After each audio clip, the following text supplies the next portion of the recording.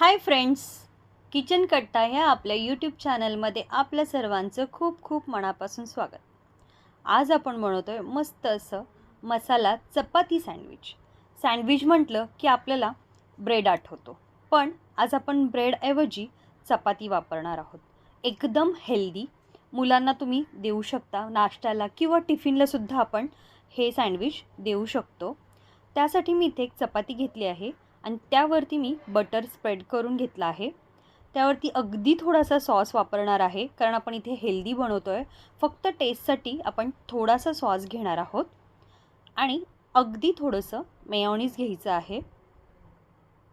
पाहू शकता मी अगदी थोडंसं मेयोनीज घेतलं आहे आणि आपण हे व्यवस्थित स्प्रेड करून घेऊया.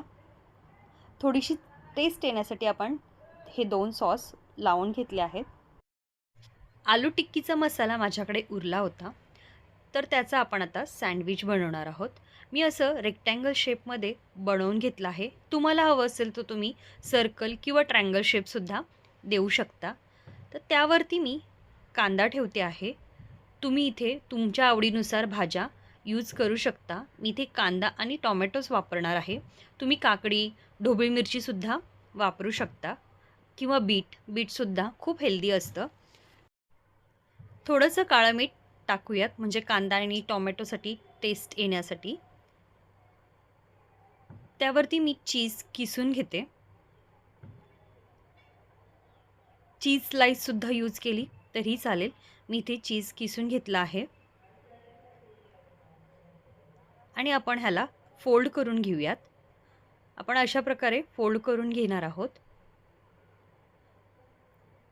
व्यवस्थित पॅक करून फोल्ड करून घेऊयात आणि आपण हे तव्यावरती छान क्रिस्पी होईपर्यंत भाजून घेऊयात. मी इथे तव्यामध्ये बटर घातलं आहे आणि लो फ्लेमवरती आपण हे भाजून घेणार आहोत.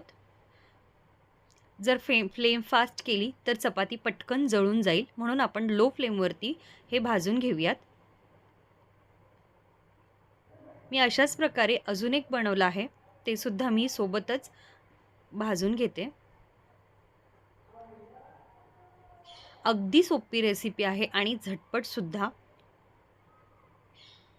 आणि खायलाही तितकीच टेस्टी लागते. तुम्ही माझ्या चॅनलला अजून सबस्क्राईब नसेल केलं तर प्लीज माझ्या चॅनलला सबस्क्राईब करा. आपलं चपाती सँडविच बनवून रेडी झालं आहे. आपण ते कट करून घेऊयात.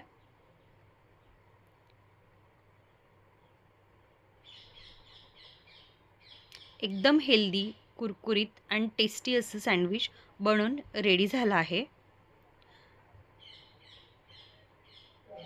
पाहू शकता आतमध्ये दिसायला खूप छान दिसत आहे आणि टेस्टीसुद्धा आहे. तुम्ही हे तुमच्या मुलांना टिफिनलासुद्धा देऊ शकतात.